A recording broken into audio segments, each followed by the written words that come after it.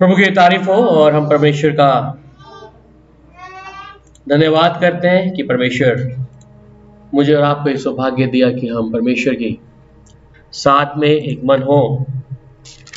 और पिछले दिनों में अगर आपको याद है तो हमने कुछ 5 चीज़ों को खुदा की हजूरी में देखा था, और कि उसकी जब हम संगति करते हैं तो हमें किस प्रकार आना है।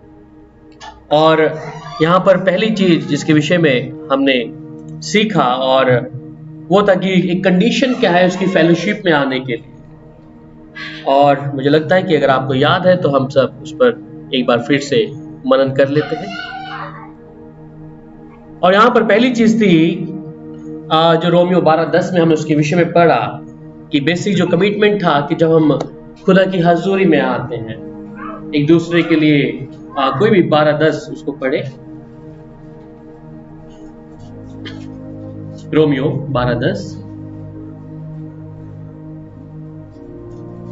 भाईचारे के प्रेम से एक दूसरे पर प्रेम कर रखो और परस्पर आदर करने में एक दूसरे बढ़ चलो। सो कमिटमेंट इन वन अनदर कि एक भाईचारे के प्रति हमने क्या करना है, आदर करना है। इसलिए परमेश्वर की हजूरी में आने के लिए अगर हम उसकी हैकल में आते हैं तो उससे पहले अगर हमारे बीच में मोहब्बत नहीं हुई तो हम यहाँ पे इकट्ठा होकर भी क्या कर सकते हैं, अगर हम उसको दूसरे को तीसरी नजर के हिसाब से देखते हैं। तो यहाँ तक कि बेसिक कमिटमेंट था कि वन अनदर हमारे बीच में। दूसरा था कि और commitment must be based on agape.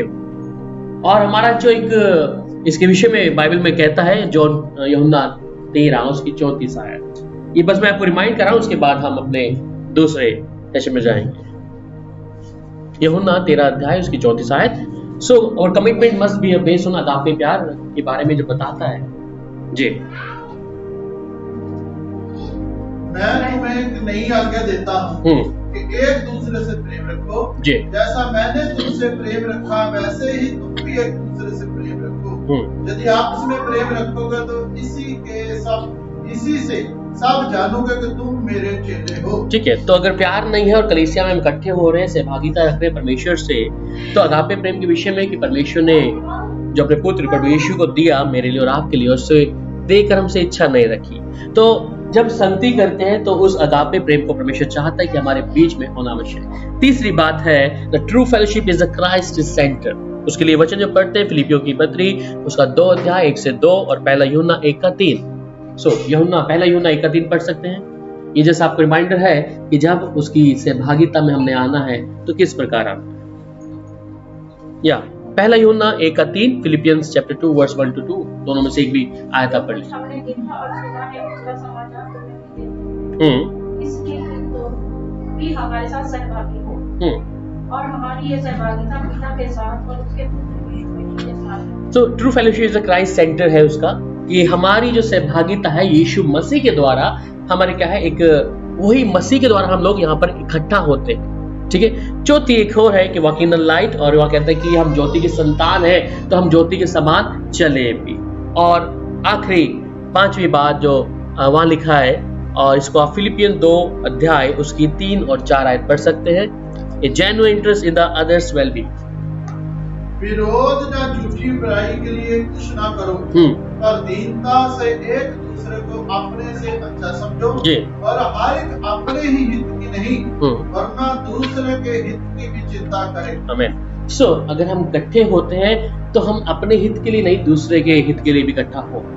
और परमेश्वर सबसे पहले अगर जो मेन मुद्दा है परमेश्वर के कलाम का, वो कहता है कि सबसे बड़ी आज्ञा है अब मोहब्बत करना एक दूसरे से। और अगर मोहब्बत नहीं है तो वहां कलाम में कहता है कि मैं स्वर्ग की भाषा बोलूं तो और स्वर्गदूतों की भाषाएं बोलूं और उसके मुताबिक अगर जीवन नहीं तो एक ठनठनाती छांझ और पीतल के समान हो। तो अगर हमारे मन में मोहब्बत नहीं है तो हम परमेश्वर की हजूरी में नहीं आ सकते। साफ सीधी बात है। पर अब भी हम अगले चरण में जा रहे हैं, मैं इसी को कंटिन्यू करूंगा। और यहाँ पे कहता है जो आज का विषय है कि फेलोशिप इन द चर्च में, मतलब कि सहभागिता क्या है। और जब एक चर्च के साथ, चर्च के विषय में कि मैं और आप एक देह हैं, और सहभागिता परमेश्वर की ये नहीं कि हम मिट्टी के इस या पत्थर गारे के अंदर चर्च में बैठे हैं और इस चर्च के विषय में बात नहीं कर रहा कलाम में। सहभागिता मतलब कि जब 2 या 3 आते हैं और परमेश्वर की हजूरी में, तो परमेश्वर का कलाम जब हम वहां पे पढ़ते हैं वो कहता है कि मैं तुम्हारे बीच में मौजूद हूँ। तो अब वो परमेश्वर हमारे बीच में, इसलिए हम वचन जब पढ़ते हैं और कलाम में जाएंगे प्रेरितों के काम 2 अध्याय और उसकी 44 से 45 आयत में हम लोग यहाँ पर देखेंगे कि वहां पर प्रेरितों के विषय में जब देखते हैं, और प्रेरितों के बारे में आज भी हम लोग कई बार कहते हैं जब बाइबल में जाते हैं कि वो लोग क्या था, तो पहली चीज थी शेयरिंग ऑल थिंग्स। वहां पर सबसे पहली थी, अब जब हम 5 कंडीशन कि हम प्रभु के साथ में चल रहे, सहभागिता में आ गए हैं, किसी के प्रति अब हमारे मन में मैल नहीं है, किसी के प्रति अब किसी के लिए करवाहट नहीं है, पर जब ये चीज हमारी क्लियर होती है, उसके बाद दूसरा मकसद परमेश्वर क्या है कि अब हम फेलोशिप करते हैं। और चर्च इसका मतलब क्या है, यहाँ पर प्रेरितों के काम 2 अध्याय उसकी 44 में कहता है कि और वे सब विश्वास करने वाले इकट्ठे रहते थे और उनकी सब वस्तुएं सांझी की थी। आगे वे अपनी संपत्ति और सामान बेच-बेचकर जैसे जिसकी आवश्यकता होती थी बांट लिया करते थे। तो यहाँ पर क्या कह रहा है कि शेयरिंग ऑल थिंग्स, मतलब कि वो संगति जब रखते थे तो संगति का मतलब था कि उनमें सब चीजें उनकी सांझे की थी। अब सांझे का मतलब, अगर कोई चीज मेरी है वो आपके लिए और मेरी चीज आपकी है, आपकी चीज मेरी है, ये तमाम चीजें उस समय पे क्या था, प्रेरितों के टाइम में निरंतर चल रहा था। और यही एक सबूत, और कई पासवान, कई लोग हम में और आप में से जानते हैं कि जब पेंतुकुस्त के दिन में थे तो पवित्र आत्मा उनके ऊपर उतरा था। कारण क्या था कि वो हर दिन मिलते थे और वो कहते अपनी संपत्ति और सामान बेचकर एक जिसकी आवश्यकता होती थी उसके अनुसार उसकी मदद करते थे। कलीसिया का मतलब है, अब जिसके विषय में हम लोग बात कर रहे हैं कि एक दूसरे की अगर जरूरत है तो कलीसिया क्या करे, उसकी मदद कर सकता है। पर आज के टाइम में ऐसी कलीसिया हमारे पास बहुत कम दिखने को मिलती है। वहां पर हम सब सोचते हैं कि ये मेरा है। अगर किसी के घर में कोई बीमार है तो हम सोचते हैं हमारे घर का व्यक्ति नहीं है, वो तो चलो कलीसिया का ही है या कोई पड़ोसी है, हम उसके विषय में ज्यादा चिंतित नहीं रहते। बाइबल इस विषय में, क्योंकि मैं और आप जिस परमेश्वर की सेवा करते हैं, परमेश्वर इस वचन से मुझे और आपको ये तालीम दे रहा है, इस विषय से सिखा रहा है कि सहभागिता तो तुमने रख ली है, पर सहभागिता में ये नहीं कि एक भाई तुम्हारे पास आता है और वो कहता है भूखा है, तो वो कहता है कि वो बाइबल में इस बारे में लिखता है कि एक पड़ोसी जब उसके पास आता है और कहता है मैं भूखा हूँ, वो कहता है नहीं तू चला जा, मैं तेरे लिए प्रार्थना करूंगा। अगर तेरे पास है तो क्या कर तू उसके लिए दे दे। तो वही है परमेश्वर की कलीसिया, जिस लोगों के बीच में परमेश्वर आना चाहता है। और सिर्फ नाम के अनुसार नहीं होगा कि मैं परमेश्वर के वचन को जानता हूं या जानती हूं, या मैं अपनी भेंट या दशमांश हर चीजें परमेश्वर को दे रहा हूं, पर परमेश्वर के मुताबिक परमेश्वर इन चीजों को बारीकी से देखता है। क्यों? क्योंकि हम दिखावटी नहीं, ये चीजें तो सादुकी और फरीसी के विषय में देखते हैं जहां पर वो हर चीज कर रहे थे परंतु परमेश्वर की आज्ञा को नहीं मान रहे थे। और ये प्रेरितों की किताब एक ऐसी किताब है जिसके विषय में मोहब्बत के बारे में और सब एक दूसरे की कलीसिया जिसके विषय में बात करता है, उसमें कहा कि वो सब चीजें क्या थी, सांझे की थी। उनमें पहली चीज कि उन्होंने शेयरिंग ऑल थिंग, हर चीज उन्होंने क्या किया, शेयर किया। पर आज हम लोग कई बार शेयर नहीं करते हैं, ऐसा ही है। और कलीसिया में इस विषय में गौर नहीं दिया जाता है। बेशक वो वचन को लेते हैं सिखाने के लिए, पर कलीसिया उस चीज को नहीं मानती है। और आज के टाइम में ऐसा ही है कि सबको अपने तक सीमित है, जब किसी को प्रॉब्लम है किसी को कोई लेना देना नहीं है। ये आज के टाइम में भी है। परमेश्वर अपनी सहभागिता कैसे चाहता है लोगों के बीच में आकर कि हम यीशु के समान क्या करें। उसने अपना पुत्र दिया। अगापे प्रेम के विषय में बात कर रहे थे कि उसने कोई इच्छा नहीं रखी आपको अपना पुत्र देकर। वो परमेश्वर था। अगर आप मानेंगे परमेश्वर को तो नहीं मानेंगे तो भी उसका कुछ नहीं बिगड़ने वाला। वो परमेश्वर है। आप अगर बोलो या विश्वास करो ना करो, वो तो है। वो सृष्टिकर्ता अगर है तो है, वो आपके मना करने से नहीं बदलेगा। पर परमेश्वर चाहता क्या है? परमेश्वर मनुष्य को क्या सिखाना मांग रहा है? यहां पर क्या सिखाना मांग रहा है? अपने स्वभाव में डालना चाह रहा है कि अगर वो बीज अगर तुम्हारे अंदर आ गया जिससे दूसरे को ठोकर लगेगी, जिसकी कोई मदद नहीं है, तो हम परमेश्वर के लोग या परमेश्वर की उपस्थिति हमारे बीच में नहीं हो सकती। इसलिए कहा उसने, अगर तुम स्वदूतों की भाषाएं भी बोलोगे और प्रेम न रखो तो खाली हो तुम लोग। आज हम बहुत ज्यादा वचन सुनते हैं विश्वास के बारे में, प्रेम के बारे में, पर प्रेम है नहीं। यहाँ प्रेरित के बारे में वो कहता है कि उनकी जो संगति थी निरंतर थी, हर दिन मिलते थे, हर समय मिलते थे। और वहां पर अगर आप 32 आयत पढ़ रहे हैं, अगर प्रेरितों के काम 4 का 32 आयत, वहां क्या कह रहा है प्लीज? विश्वास करने वालों की मंडली एक चित्त और एक मन की थी। यहाँ तक कि कोई भी अपनी संपत्ति अपनी नहीं कहता था। आमीन। परंतु सब कुछ सांचे में था। हालेलुया। तो विश्वास करने वालों की मंडली क्या थी? सबसे पहले एक मन थी। अभी हम यहाँ पर हैं तो हमारा मन अलग अलग तरीके का होगा। हम कुछ और सोचते हैं किसी के विषय में। अगर किसी को अचानक अगर कलीसिया में जरूरत पड़ जाए तो हम उसके लिए भी सोचेंगे, अरे छोड़ दो भैया, क्या जरूरत, अभी वो निपटा लेंगे, हमें अभी कोई आवश्यकता नहीं है उसकी, वो नहीं है। पर यहाँ अगर हम जिस विश्वास करते हैं, जिस यीशु मसीह की, जिस परमेश्वर की विश्वास करते हैं, तो क्या होगी? ऑटोमेटिक अंदर से चिंता होगी। नहीं, मैं कल किसी को बोल रहा था परसों, मैं कहा कलीसिया मेरा परिवार है, कलीसिया मेरे लिए मेरा परिवार है। मेरी बहनों से बात कब होना, पर कलीसिया मेरा परिवार है। उनसे कुछ छुपाने में या उनको कुछ कहने में मुझे भी वो नहीं, हिचकिचाहट नहीं है। क्यों? क्योंकि परिवार का एक हिस्सा है।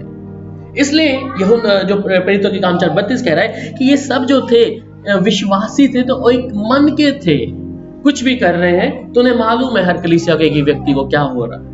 इसलिए परमेश्वर ने उनसे उन चीजों को छुपा के नहीं रखा। हर दिन मिलते थे, हर दिन परमेश्वर की हजूरी में बैठते थे और पवित्र आत्मा उनके ऊपर उड़ेला गया। कारण एक मन के थे। कारण कि उन्होंने ये नहीं सोचा ये मेरे फायदे के लिए, उनको नहीं देना, उसके लिए जरूरत नहीं है, ये हमारे लिए है, उनको क्या करना है। या ऊंच नीच का भी उसने कहीं पर भी ऐसा कोई भी हमें बाइबल नहीं मिलता प्रेरितों के काम में। क्यों? अगर एक मन के नहीं हुए तो परमेश्वर की हजूरी भी आपके बीच में नहीं रहेगी। आप सिर्फ मसीह का चेहरा लेकर या आपके मसीह नाम के पीछे आप चल सकते हैं, या लोगों के नजर में आपको नजर आएंगे कि ओ मैं तो ईसाई हूं, मसीह हूं, पर जो उसके काम है वो नहीं होंगे। मुझे कैसा मसीह होना है? अगर परमेश्वर के नाम में, परमेश्वर के साथ में मेरा संबंध नहीं है, या परमेश्वर की उपस्थिति से, परमेश्वर के आत्मा से, उसकी सामर्थ्य से मैं भरा नहीं हूं, तो फिर खाली हूं। फिर मसीह जीवन का जीने का मतलब क्या है? परमेश्वर ने कहा कि यीशु के समान, वहां पे बाइबल में लिखा है कि वो चाहता है कि यीशु के समान तुम बन जाओ। हमारे बड़े भाई यीशु मसीह कहता है उसके समान तुम क्या हो जाओ, बदलते जाओ क्षण। और वचन कहता है कि अंश अंश करके परमेश्वर हमें बदलता है। पर अगर हमारे अंदर मोहब्बत नहीं है तो परमेश्वर की जो सहभागिता है वो हमारे अंदर नहीं रहेगी। याद रखिएगा। हाँ, थोड़े पल का गुस्सा है, पर अगर हमने वो किसी के प्रति मन में ऐसी कड़वाहट को रखा है, आप प्रार्थनाएं करेंगे, इसलिए कई बार प्रार्थना का उत्तर नहीं आएगा जब आप परमेश्वर की हजूरी में नहीं है, परमेश्वर के वचन को जो बुनियाद है उसे स्वीकार नहीं किया।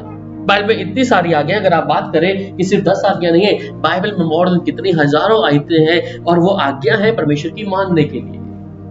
पर नए नियम में परमेश्वर ने कहा कि अब जो सबसे बड़ी आज्ञा क्या है, वो क्या है? मोहब्बत है एक दूसरे से, जहां पे पहला युद्ध होगा। और यह मोहब्बत की आज्ञा, ये आरंभ से अगापे प्रेम से परमेश्वर की चलती आई। इसलिए अगर प्रेम नहीं है तो वो प्रेम के बिना हम परमेश्वर की हजूरी में बिल्कुल नहीं आ सकते। वहां पर दूसरी चीज में एक और वहां पे कहते हैं, जब रोमियो की पत्री और 16 अध्याय,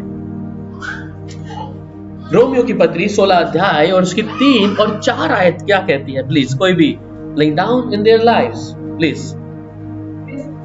हाँ। उन्होंने मेरे प्राण के लिए अपना ही जीवन जोखिम में डाल दिया। और केवल मैं ही नहीं, पर अन्य जातियों की सारी कलीसियाएं भी उनका धन्यवाद करती हैं। उस कलीसिया को भी नमस्कार जो उनके घर में है। मेरे प्रिय नीकुस को जो मसीह के लिए आसिया का पहला फल है, नमस्कार। अब यहाँ पर रोमियो 16 अध्याय और उसकी 3 से 4 है। एक बार फिर से पढ़िए, इन्होंने इनको रिपोर्ट में नहीं डाला। प्रिस्का और अक्विला को जो मसीह यीशु में मेरे सहकर्मी हैं, नमस्कार। उन्होंने मेरे प्राण के लिए अपना ही जीवन जोखिम में डाल दिया। और केवल मैं ही नहीं, वरन अन्य जातियों की सारी कलीसियाएं भी उनका धन्यवाद करती हैं। आमीन। तो प्रिस्का और अक्विला जो मसीह यीशु में मेरे सहकर्मी हैं। सहकर्मी परमेश्वर की हजूरी में बैठने के लिए जब रोमियो में पढ़ते हैं तो उसके व्यक्तिगत अभिवादन के बारे में बताता है कि जो प्रिस्किला है और अक्विला है, ये लोग क्या है? उसके सहकर्मी हैं। और सहकर्मी का मतलब कि अब जैसे हम लोग यहाँ पर एक जन है और सहकर्मी हमारी बिहाफ पर, हमारे बदले में कोई और व्यक्ति आपके लिए क्या कर रहा है, यहाँ पर बलिदान दे रहा है। कहता है उन्होंने मेरे प्राण के लिए अपना ही जीवन जोखिम में डाल दिया था, और केवल मैं ही नहीं, अन्य जातियों की सारी कलीसियाएं भी उनका धन्यवाद करती हैं। एक सहकर्मी और दूसरे को जब कुछ प्रॉब्लम हुई तो कहते हैं उसने अपने प्राण को क्या कर दिया, जोखिम में डाल। यहां तो हम जोखिम में नहीं डालेंगे। किसी को प्रॉब्लम है, अरे भैया कोर्ट में जाना है, चलोगे? नहीं जाएंगे भैया, तुम निपटा लो, हमें नहीं जाना। जरा थाने में बुलाया, आप चलेंगे हमारे साथ? टाइम नहीं है, वो डर जाए। क्या है कारण? तो यहां पर असलियत हमें पता लग जाता है कि ये जो सहकर्मी थे, जो मुंह से भी कहते थे, वो शारीरिक तौर पे भी उनके साथ में तैयार थे। क्या ऐसा है हम ये देखकर कि अरे उसके ऊपर वो विपत्ति पड़ गई है, अबे हम तो बाद में जाएंगे। हम पहले क्या करते हैं असलियत में, अगर किसी को विपत्ति पड़ गई, अरे पहले उनको निपट जाना, 1 घंटे बाद, 2 घंटे बाद, या कल जाएंगे, उनको फोन करें, आ रहे हैं भैया कल। नहीं, क्या कहता है बच्चा? हाँ, अगर हमारे घर के अंदर हमारे किसी बच्चे को, हमारे किसी बेटी को या किसी कुछ हो जाए, हम क्या करेंगे? एकदम। हमारे भाई को हो जाए, बहन को हो जाए, हम क्या करेंगे? एकदम से जाए। परमेश्वर कहता है कि जो वहां पे हमने 4:32 पढ़ा, जहां पे प्रेरितों के काम में, वो विश्वासी थे और क्या थे? एक मन के थे। उनके लिए ये नहीं था कि ये दूसरे परिवार का है, ये दूसरे परिवार का है, ये कोई और है, मेरा अपना है। और जब तक ये चीज नहीं निकलेगी तो परमेश्वर की हजूरी में भी नहीं आ बैठेंगे आप, क्योंकि एक मुंह से हम विश्वास दिखा रहे हैं, एक विश्वास को हम दिखाकर दूसरों के बीच में कह रहे हैं अरे तुम मेरे हो भाई। या अगर कोई रात को पुकार के देख ले, किसी को जांचना हो हम में से, तो कभी एक फोन करिएगा रात को 1:30-2 बजे, भैया आएंगे जरा अभी, तब पता लग जाएगा। ठंड रजाई छोड़ने का मन नहीं करेगा। अजमाएंगे किसी दिन क्या सबको, एक बार अजमाएंगे ना चेक करेंगे, होगा कि भैया भी ठंड है, हम नहीं आ सकते। मेरे जीवन में एक बार ऐसा हुआ, और 26 सेक्टर में एक परिवार है और उनका लड़का था। उन्हें बोला कि राहुल भैया को रात को ही बुलाओ 11:30 बजे, और अगर आप आओगे 11:30 बजे, वो लड़का कह रहा है कि अगर वो आएंगे मैं तभी समझ पाऊंगा, आप इसको समझाओ जरा आगे कुछ। रात का समय था, सर्दी थी उस समय, मेरी गाड़ी नहीं थी, बाइक ही थी। तो मैं कहा ठंड हो रही है, कौन जाएगा, इसलिए कल सुबह आके समझा दूंगा। मेरे साथ एक लड़का था, उसने बोला भाई क्या था उसके पास सिर्फ रात का ही समय हो, कल का दिन ना हो। मैं कहा बात इसने सही कही है कि शायद उसके पास कल का समय नहीं होगा, पर वो इधर ही इसी समय भेजना चाह रहा है। मैं उठा और लेके चला। और यही चीज एक उसके कुछ मेरी जब शादी नहीं थी, यही चीज एक बार पीजीआई में हुई। आपको मालूम या नहीं मालूम, किसी ने मुझे प्रार्थना के लिए बुलाया। समय था रात के 12:30-1 का टाइम। मैं प्रार्थना के लिए नहीं गया।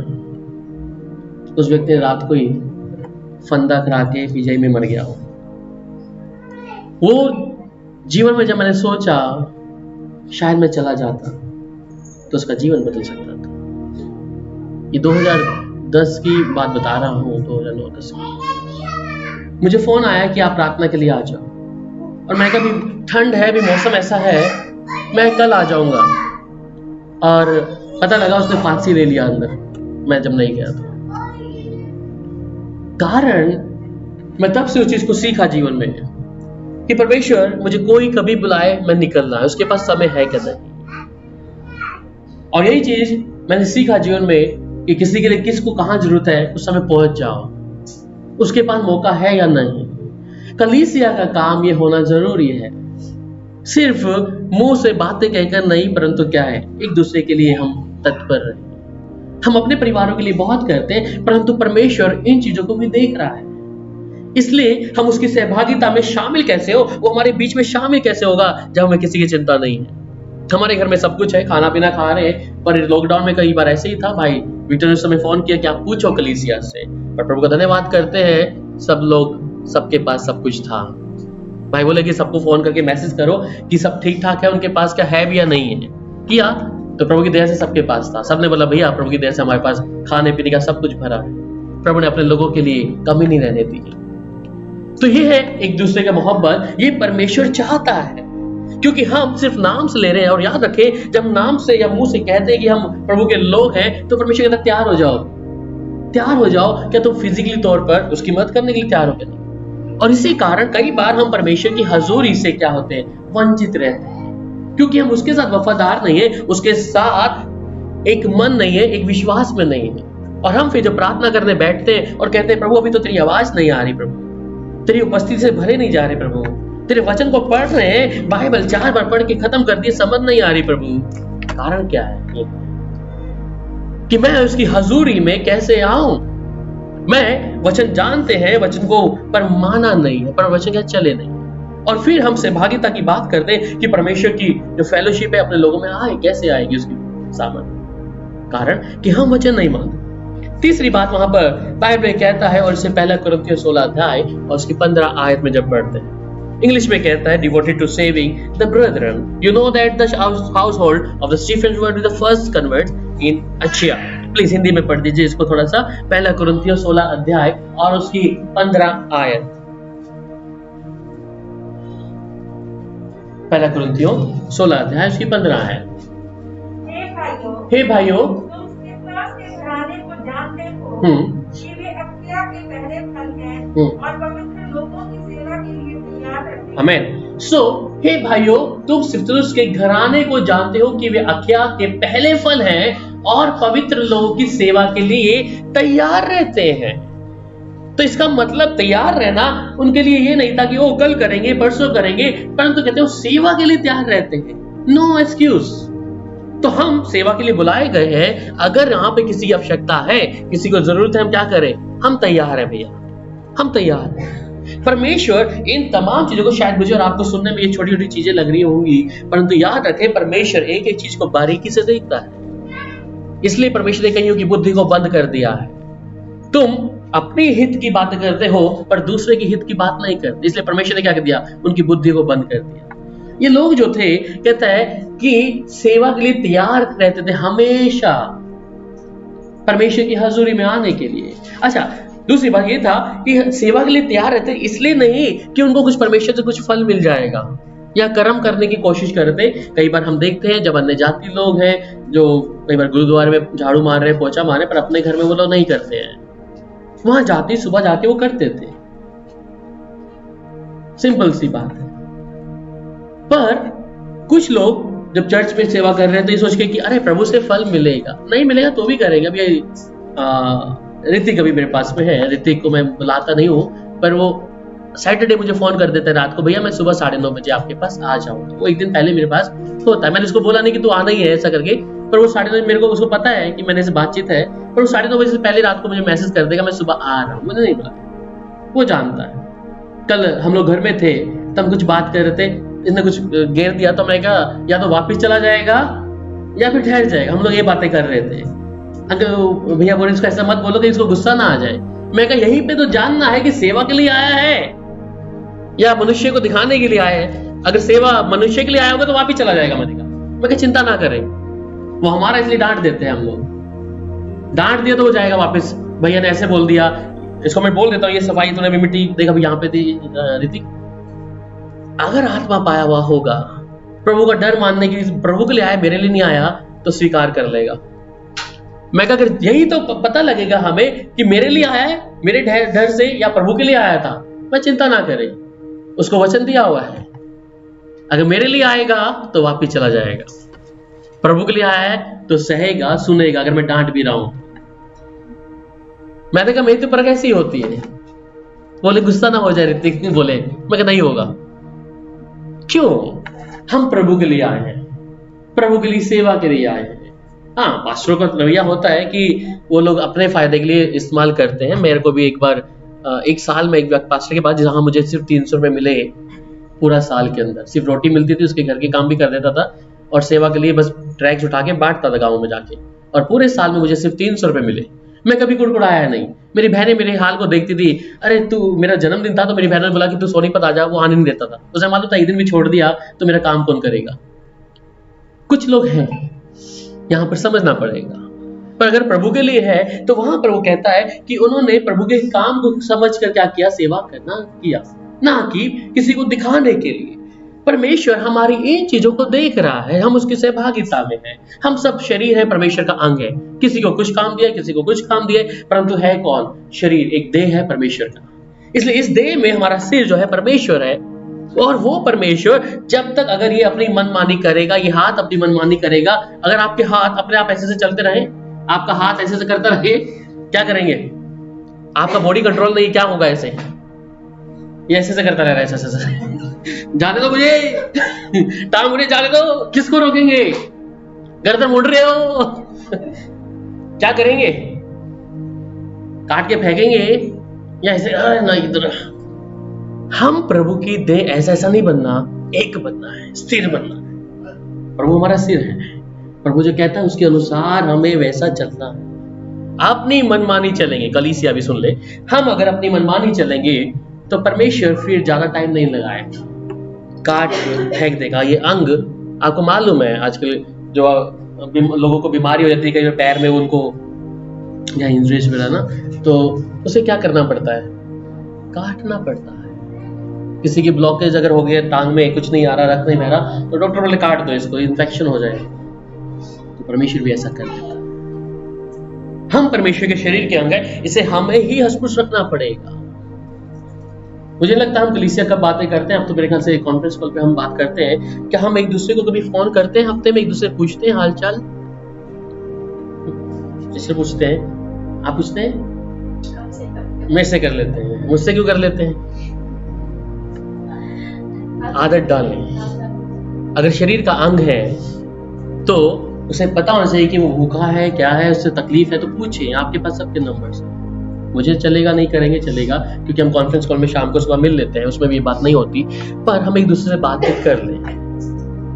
तभी उस पेंतुकोस की कलीसिया जिसको पौलुस ने तैयार कर रहा था, और अभी भी हम लोग उस विषय में बात करते हैं कि अगर हम शरीर के अंग हैं तो हमें चिंता होगी।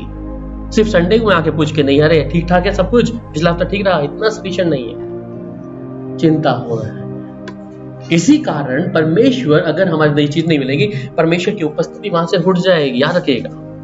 मैं उसका जवाब देता हूँ, उसका प्रेरित जो वचन में लिखता है, वो निरंतर मिलते थे, निरंतर। और कई लोग कहते हैं वो कभी कभी नहीं थे, इसलिए पवित्र आत्मा उनके ऊपर ऐसे नहीं उतर गया एकदम से। परमेश्वर देखा होगा, और पहले वही थे जिनके ऊपर पवित्र आत्मा उतरा, भरपूरी से उतरा, और आग की जीवन दहकती नजर आई उनको। प्रभु की भरपूरी से उसकी आत्मा से भर गए। अगर कलीसिया एक दूसरे के लिए प्रेम नहीं, दूसरे मेल जोल नहीं है, बेशक आप कुछ भी करें, अपनी गवाहियों को बताएं, गैर भाषाएं बोले, पर अगर एक दूसरे की मोहब्बत नहीं है तो याद रखिए बस किसी काम के नहीं है। ये स्वभाव में डालनी पड़ेगी आपको। शायद मैं फिर कह रहा हूं, ये बातें आपको हल्की नजर आ रही हो, आपको नजर आ रही हो, मुझे नहीं आ रही, क्योंकि आपके बीच में किसी के प्रति मोहब्बत नहीं है, प्यार नहीं है। इसलिए क्या कहता है, वो वचन में लिखता है ना कि जब तू प्रार्थना करता है तो क्या करता है, भाई को माफ कर। ऐसा ही है, कई बार हम दूसरे भाई की आंख का लट्ठा देख रहे होते हैं वहां पर, ये ऐसा है। पर तू वचन क्यों जोर दे रहा है, माफी दे, माफी दे, माफी कर, माफ कर, माफ कर, नहीं तो तेरी प्रार्थना का उत्तर नहीं मिलेगा तुझको। अगर प्रार्थना का उत्तर नहीं है तो समझ लिया परमेश्वर की हजूरी भी नहीं है। हम किसके लिए इकट्ठा होते हैं? अगर यहाँ बैठे हैं और मन में चल रहा है किसी के प्रति ऐसा, वो ऐसा है, वो ऐसी है, तो क्या होगा? परमेश्वर की हजूरी वहां से चली गई है, पवित्र आत्मा वहां से गायब है। फिर तो समझ लीजिए, फिर तो आप यहाँ से सुन रहे हैं, हम फेलोशिप की बात कर रहे हैं, जिस फेलोशिप के बारे में, उस सहभागिता। अगर परमेश्वर की हजूरी चाहिए तो क्या करना हो? माफ करना पड़ेगा, मोहब्बत करनी पड़ेगी, गले लगना पड़ेगा। और ये हमें बताता है कि एक दूसरे के लिए, दूसरे के हित के लिए भी सोचना पड़ेगा। दूसरे के हित के बारे में नहीं सोचें सिर्फ अपने फायदे के लिए। तो परमेश्वर जानता है, अगर उस किसी को समझ लगे ना लगे, परमेश्वर जानता है इनके मन में क्या चल रहा है। चौथी बात को क्या कहता है? चौथी बात में जब दूसरा कुरिन्थियों 8 अध्याय और उसकी 14 आयत, 2 Corinthians chapter 8 verse 14, और कोई निकाल ले, पहला कुरिन्थियों 16-17 भी निकाल ले। तो पहले कोई निकाले दूसरा कुरिन्थियों 8 का 14। परंतु बराबरी के विचार से इस तरह तुम्हारी बढ़ती उनकी घटी में काम आए, ताकि उनकी बढ़ती से तुम्हारी घटी में काम आए कि बराबरी हो जाए। दूसरा कुरिन्थियों 8 का 14, ठीक है। सो दूसरा कुरिन्थियों 8:14 में यहाँ पे कहता है, being the channel of the supply of others need. Hindi में क्या बोलेंगे? ट्रांसलेशन कर देंगे कोई मेरे लिए? परंतु बराबरी के विचार से, being a channel of the supply of others in need, दूसरे की जरूरत के लिए मुहैया कराना, किसी के लिए मुहैया कराना। सो ये पहला आपने पढ़ा है अभी, 2 कुरिन्थियों 8:14।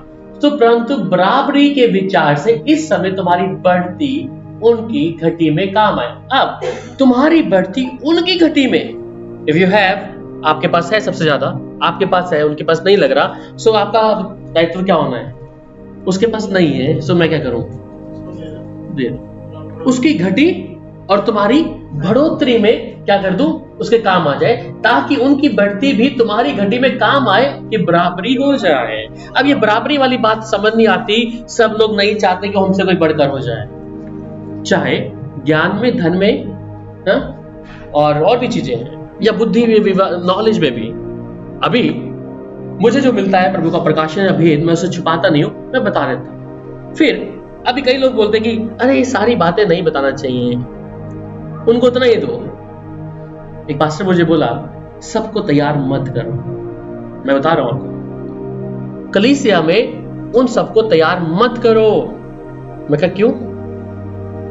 अरे भैया, ये पुलपिट में जगह वैसे नहीं देना किसी को, कहता ऐसे नहीं देना चाहिए, ये उसके शब्द थे। मैं कहा परमेश्वर का कलाम क्या कहता है? तुम्हें सेहत में मिला है, तुम सेहत में दे दो। और सेहत में का मतलब है कि अगर मैं ही एक वन मैन आर्मी हूं तो प्रभु का कलाम ऐसे कहां पहुंचेगा? ये आज के टाइम में क्या है, हर चीज से क्या हो, लोग बराबरी आने नहीं देंगे।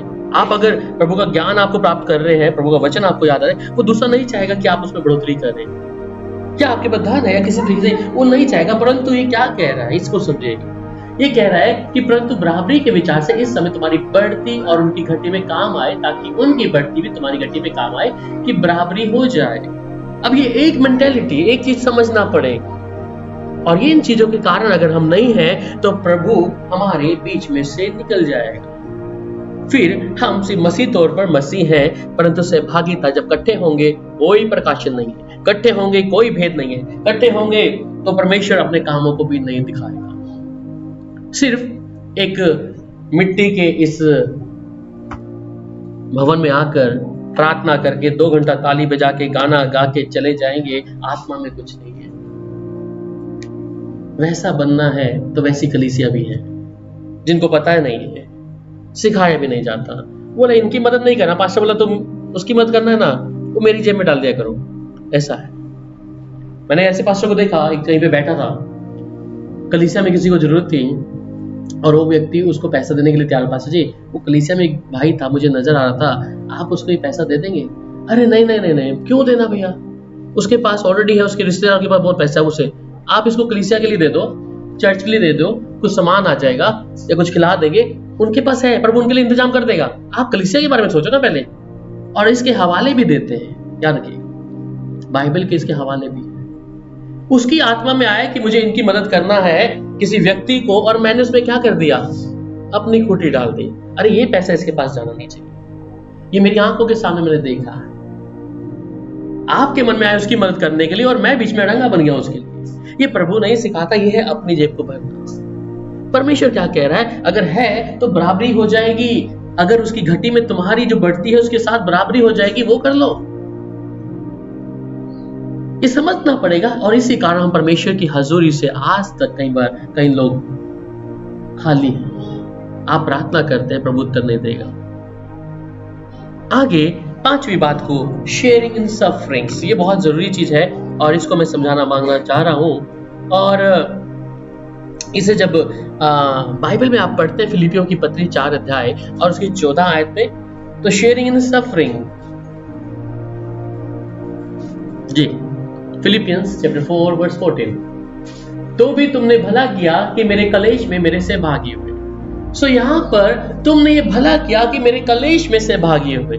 अब कलेश में किसी और का कलेश है, मैं उसमें क्यों जाऊं? उनको प्रॉब्लम आई है, मुझे क्या करना है इसमें आके? इनके जीवन में तकलीफ चल रही है, मुझे क्या करना है आके? ये मेरा काम नहीं है। पर यहाँ पर जब ये फिलिपियों पढ़ते हैं, वो कहता है कि तो भी तूने भला किया है। भला क्या किया है? कि मेरे कलेश में है, मेरे कलेश में तू सहभागी हो गया है, मेरे दुख में तू सहभागी हो है। और इसका प्रतिफल परमेश्वर की ओर से जिसके मन में परमेश्वर डालता है, उसके लिए ग्रेट ब्लेसिंग है। ये सोच कर नहीं, उसने ये सोचा कि ये मेरा एक अंग है, ये मेरी बहन है, ये मेरा भाई है, ये मेरा एक अंग है, मेरा परिवार है, मेरा कलीसिया है, मुझे इसके कलेश में क्या आना है? अभी शामिल होना है। और जब आप किसी कलिश में सहभागी होते हैं जिसका प्रतिफल कोई मनुष्य तो आपको दे नहीं सकता, पर ग्रेट रिवार्ड वो परमेश्वर ने मुकुट रखा है स्वर्ग से आपके लिए। ये सोचकर नहीं कि वो मेरे लिए, मेरी तो तकलीफ नहीं थी, मेरा तो दुख नहीं था, मेरी तो बीमारी नहीं थी, ये तो उनकी थी, उनको सहने दो। नहीं, परमेश्वर क्यों इस चीज के ऊपर जोर डाल रहे हैं कि हम दूसरे की दुख में क्या हो, शामिल हो, उसकी परेशानी में क्या हो, शामिल हो। अगर आपके पास धन नहीं है, आप एक फोन करके बोल सकते हैं मतलब हम आपके साथ में हैं, बहन हम आपके साथ में प्रार्थना के साथ हैं, उसके लिए वही ताकत है। सबके पास धन नहीं होगा मदद करने के लिए, धन की बात नहीं कह रहा, पर एक साथ में एक विजिबिलिटी आपकी फिजिकल तौर पे आप वहां पर हैं तो आपको लगे और मेरे साथ कोई खड़ा है, ये है उसके दुख में। इसलिए परमेश्वर उन चीजों को सिखाना मांग रहे हैं कि जब तक अगर किसी के प्रति हमारे लिए है नहीं तो हम परमेश्वर के हजूर में बैठ नहीं सकते। अगली बात पे आ जाते हैं, 2 कुरिन्थियों 8 अध्याय और उसकी 2 और 3 आयत। मैं जल्दी समाप्त करूंगा, 2 बज गए हैं, फिर प्रभु भोज की मेज में शामिल होंगे। मैं जल्दी से वचन पढ़ूंगा, 2 कुरिन्थियों 8 अध्याय 2 और 3 आयत। क्लेश की बड़ी परीक्षा में उनके बड़े आनंद और भारी संघातपन में उनकी उदारता बहुत बढ़ गई। उनके विषय में मेरी यह गवाही है कि उन्होंने अपनी सामर्थ वरन सामर्थ से भी बाहर मन से दिया। और इस दान में और पवित्र लोगों की सेवा में भागी होने के अनुग्रह के विषय में हमसे बार-बार सो इससे सैक्रिफिशियल जो था, गिविंग था, दुख में होते भी क्या कर रहे हैं, अपने पास कमी है, दुख है, पर उनके लिए मदद कर रहा है। ठीक है, ऐसा स्वभाव परमेश्वर क्या कर रहा है, चाह रहा है। फिर मैं अगली बात पे आ रहा हूं, उसको हिब्रू 13 उसकी 2 आयत पढ़ लीजिए। इब्रानियों 13 का 2। मैं जल्दी वाइंड अप कर दूंगा, प्रभुभोज के लिए भी तैयार होना है। Practising hospitality. करना ना भूलना, क्योंकि इसके द्वारा कुछ लोगों ने अनजाने में स्वर्गदूतों का आदर सत्कार। जी हाँ, तो पहनवाई करना या भूलना किसी, क्योंकि इसके द्वारा कितनों ने अनजाने में स्वर्गदूतों की पहनवाई की है। करना बंद कर दिया है। पहनवाई क्या है, ये दूसरा लैंग्वेज है, पहनवाई की है ना। ठीक है, तो सत्कार, हॉस्पिटैलिटी जी। कोई अगर आपके घर में आता है तो क्या करना है, सत्कार करना, उसको जितना हो रिवार्ड करना है। परमेश्वर वचन सिखाता है, कहता है अगर ऐसा नहीं करते तो कई लोगों ने क्या करे, स्वर्गदूतों ने जो उनके आने की कोशिश करी। मैं थोड़ा सा एग्जाम्पल देता हूँ, असलियत बात है, मैं आपको पहले ही बता चुका हूँ, फिर से बता रहा हूँ। एक भाई है सैमसन, और वो ऑटो रिक्शा चलाता है, और वो है खरड़ में। एक दिन वो चंडीगढ़ से आता हुआ अपने परिवार के साथ में, कुछ लगभग 10:30 बजे का टाइम था, अपने परिवार के साथ वो चंडीगढ़ से वापस खरड़ के मार्ग में जा रहा था। और कहता है कि खरड़ के जो मार्ग में जा रहा था उसका परिवार ही बैठा था और कोई अंदर नहीं था। रास्ते में एक औरत उसको मिलती है, अपने परिवार के साथ बैठा है, और वो औरत को बिठा लेते हैं उसमें। जब बिठा लेते हैं ऑटो में, वो कहती है मुझे बस यहीं तक उतार दो, आगे जाके उतर जा। उस औरत ने उसे जरूर पूछा कि भैया आप कितना कमा लो, ये सच्चाई, मैं भाई को जानता हूं, आप महीने में कितना कमा लेते हो, कैसे चलता है? वो कहता है हम प्रभु के लोग हैं जी, हमारे पास सब कुछ है, सब कुछ भरा रहता है। ये कहकर वो उतर गई। उन्होंने कहा एक बार पीछे मुड़ के दोबारा देखो, कहता मुझे नजर नहीं आई एकदम से कि औरत है, रात को उतरी है, कोई पीछे देख ले तो है क्या नहीं है। वो देखा कि पीछे वो औरत गायब है नहीं। अगले हफ्ते वो अपने पास्टर के पास जाता है, और ये पास्टर के पास जब जाता है, पवित्र आत्मा ने पास्टर को पहले ही बता दिया कि ऐसे इसको स्वर्गदूत मिला। पास्टर बोलते सैमसन तो भाई इतने बजे इतने दिन तो आया था, तुझे कोई मिला था रास्ते में? उसने बोला हाँ पास्टर जी, मुझे एक लेडी मिली थी, और उस लेडी ने मैंने उसको लिफ्ट दिया, और उसके बाद ना वो मेरे ऑटो में नहीं थी, बाहर जैसे मैं उतारा वहां तक नहीं थी। कहता अब जो मैं सुनने जा रहा हूं, मैं जो समझाने जा रहा हूं सुन। कहता है वो परमेश्वर का स्वर्गदूत था, और उसने तेरे लिए, तू जिस सिचुएशन से गुजर रहा था वो तेरी सिचुएशन अच्छी नहीं थी, पर तेरे कहने के मुताबिक तूने कहा कि सब कुछ ठीक है, इसलिए वो चला गया, और जो तुझे देने आया था वो भी नहीं दिया, तूने झूठ बोला। तुझे मालूम है वो उस समय रोना शुरू किया, और कहता सच में पास्टर जी उस समय मेरी हालत ठीक नहीं थी, पर हम प्रभु के लोग हैं तो मैं मुंह से झूठ क्यों बोलता, मैंने ऐसे ही बोल दिया कि हम प्रभु के लोग हैं, परमेश्वर जानते हैं, तो हमारे पास सब कुछ भरा हुआ है। कहता उस समय मेरे घर में पैसे की बहुत कमी थी और मैंने उसको ऐसा बोला हमारे पास बहुत चीजें हैं। कहता वो तो तुझे देने आया था परंतु तू पहचान नहीं पाया, अगर तू उसको असली बताता तो तेरे लिए आशीष थी, बरकत थी। ये उसके साथ सच्चाई में हुआ, जिसे मैं बहुत अच्छे से तरीके से जानता हूं 2003 से। कई बार हम, इसलिए वो कहता है अतिथि सत्कार के विषय में हम बढ़कर करें, नॉट ये कि हमें कुछ मिल जाएगा, कि क्या पता कोई स्वर्गदूत आपके घर में दाखिल हुआ। इसलिए इस वचन के लिए कि हम परमेश्वर इन चीजों के बारे में हमें सिखाता है। अन्य जाति बहुत अच्छे से जानते हैं अतिथि सत्कार करो। इवन हमारा इंडिया कई बार कहता है ना अतिथि संस्कार के विषय में सत्कार। सो उसके विषय में परमेश्वर ने कहा है कि हमारे जब हम कोई आता था मुंह ना बनाए, वेलकम करें। क्या तो कौन सा स्वर्गदूत आपके लिए कौन सी चीज लेके आ गया आपको मालूम नहीं। और ऐसा ही है, बाइबल में एक जिक्र हो रहा है, आपको मालूम है, जहां पे अब्राहम के घर में आए थे, वो तो उस समय फिजिकली रूप में थे, बाद में उन्होंने समझा दिया और वही कहे कि अब सारा को बेटा भी होगा बता के गए, रहे 3 लोग उसके बाद। तो फिर उसके बाद लूत के घर पे भी आए थे, फिजिकली तौर पे थे, लूत को भी सारी कहानी बताई।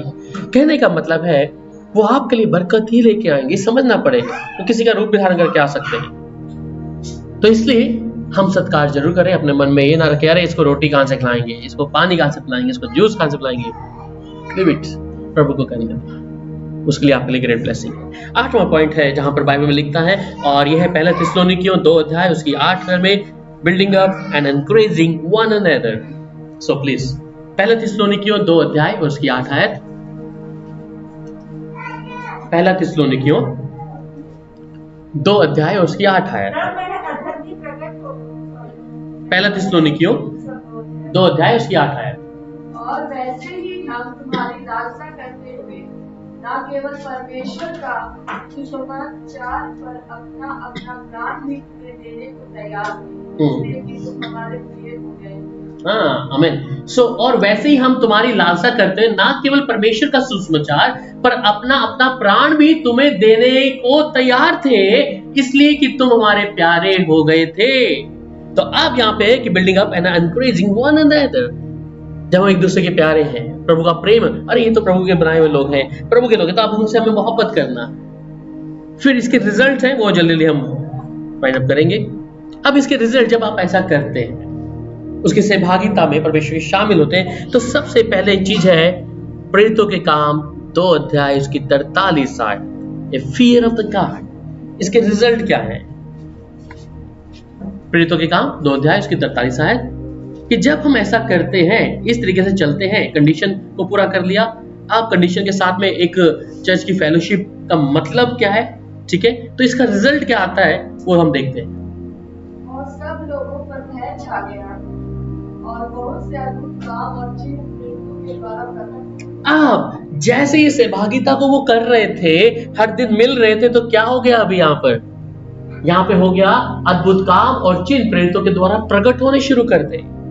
ये परमेश्वर की तरह जब उन्होंने सब कुछ साझे कर रखा, परमेश्वर की हजूरी में एक दूसरे को माफ किया, तो अब पहली चीज क्या होगी वहां पे, जब उन्होंने पहला परमेश्वर का डर मानना शुरू किया, तो अद्भुत काम शुरू हो गए जब हम सहभागिता में हैं। दूसरी बात वहां पे प्रेरितों के काम 2:40 में कहता है आनंद से भर गए। दूसरा अध्याय प्रेरितों के काम 40 आया। वे प्रतिदिन एक मन होकर मंदिर में इकट्ठे होते थे और घर पर रोटी तोड़ते हुए आनंद और मन की सफाई से भोजन किया करते। Very good. अभी इनके बीच में क्या आ गया? आनंद आ गया। आनंद आ गया एकदम से। कैसे? परमेश्वर का भय भी आगे रखने से क्या हुआ उनके, वैसे क्या हुआ उनका, पहली चीज चिन्ह और चमत्कार करना शुरू कर दिए। जब वो सहभागिता में एक दूसरे को माफ करना शुरू कर दिए, एक दूसरे की चिंता करना शुरू कर दिए, तो आनंद से भी भर गया अभी वो लोग। तीसरी बात में वो कहता है प्रेरितों के काम 2:47 47, इस अगली आयत 47, और परमेश्वर की स्तुति करते थे और सब लोग उससे प्रसन्न थे और जो उद्धार पाते थे उनको प्रभु प्रतिदिन उन्हें मिला देता, उनमें मिला देता जो उद्धार पाते। अब ये एक ब्लेसिंग बन गए कि जिन लोगों के बीच में जाते थे वे लोग भी क्या उद्धार पाना शुरू कर दिया उन लोगों ने। और ये बहुत अच्छा है कि परमेश्वर हमसे जब पूछेगा कि कितना फल लेके आए, फल इन द सेंस कितनी आत्मा को बचा लिया, तो ये परमेश्वर जब भय रखना शुरू कर दिया तो क्या हो गया, वे लोगों के बीच में जाते एडिशनल जो उनकी लोगों को भी उद्धार पाना आरंभ कर दिया। चौथी बात को वहां पर कहते हैं फिलिपियों 4:19 में कि ऑल नीड्स सप्लाइड, उनकी हर जरूरतें पूरी करता है परमेश्वर। फिलिपियों 4:19।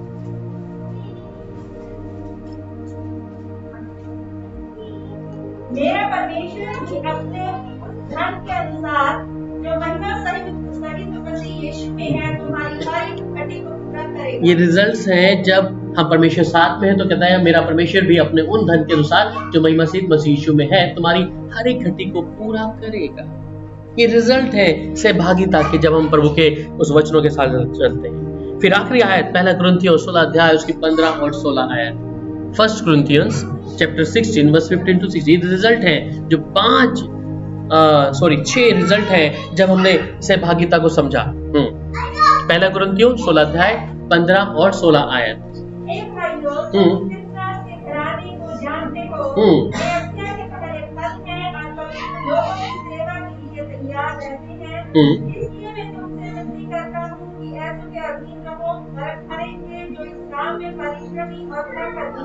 आमीन। सो मैं तुमसे विनती करता हूँ कि ऐसे के अधीन रहो, वरन हर एक के जो इस काम के परिश्रमी और सहकर्मी हैं। सो परमेश्वर तैयार कर दिया लीडरशिप भी वहां पर, जब हम परमेश्वर के इस सहभागिता को हम करते हैं। कंडीशन देखिए कि 5 कंडीशन कि मुझे बैठना कैसे प्रभु की हजूरी में। फिर चर्च की दायित्व क्या है परमेश्वर के लोगों के लिए। अगर हम फेलोशिप चाहते हैं परमेश्वर की, तो एक दूसरे की मदद करें। जैसे हर एक शरीर आत्मा प्राण जो हमारा है एक शरीर का अंग है, एक दूसरे की मदद करता है, वैसा ही कलीसिया में हम प्रभु के लिए क्या कहें, निरंतर है। तो रिजल्ट यहाँ पे आ गए एकदम से। आइए हम प्रार्थना करेंगे। Hallelujah, thank you Jesus. धन्यवाद प्रभु पिता, आपका धन्यवाद करते हैं यहोवा, आपके चरणों में आते हैं। तेरे बेटा बेटी प्रभु आपकी महान उपस्थिति में शामिल हो। धन्यवाद करते हैं हर एक शरीर आत्मा प्राण को तेरे लहू में छुपाते हैं। सहभागिता हम चाहते हैं प्रभु जी, ऐसा ना हो प्रभु जी हम खाली हो, परंतु प्रभु जी तेरे वचन की गुणता में हम बढ़ते जाएं प्रभु जी। उन 5 कंडीशन को जब देखते हैं प्रभु कि प्रभु चाहता तो है हमारे बीच में आना, पर हमारे मन में बैर है, किसी के प्रति प्रेम नहीं है, या हम अपनी इच्छा से हैं। परंतु परमेश्वर आपने हमारी मदद करी तेरे इस सहभागिता के विषय को जानने के लिए प्रभु जी, और उसके रिजल्ट्स को जब हम देखा प्रभु जी कि वो पवित्र आत्मा से परिपूर्ण हो गए, प्रभु अद्भुत काम उनके द्वारा करना शुरू किया। प्रभु हम आपका धन्यवाद करते हैं कि हम एक दूसरे की मदद के लिए आगे ला प्रभु जी। हम सिर्फ मुंह से कहने वाले नहीं, परंतु प्रभु उसे पूरा करके भी दिखाएं। तू जानता है और चाहता है प्रभु तेरी कलीसिया के लोग कैसा होना है। इसी क्षण प्रभु जी हम सब अपने आप को तेरे चरणों में रख देते हैं। आपका आत्मा प्रभु हमारी रहनुमाई करे प्रभु जी, आपकी इच्छा पूरी हो प्रभु। धन्यवाद यीशु के सामर्थी नाम।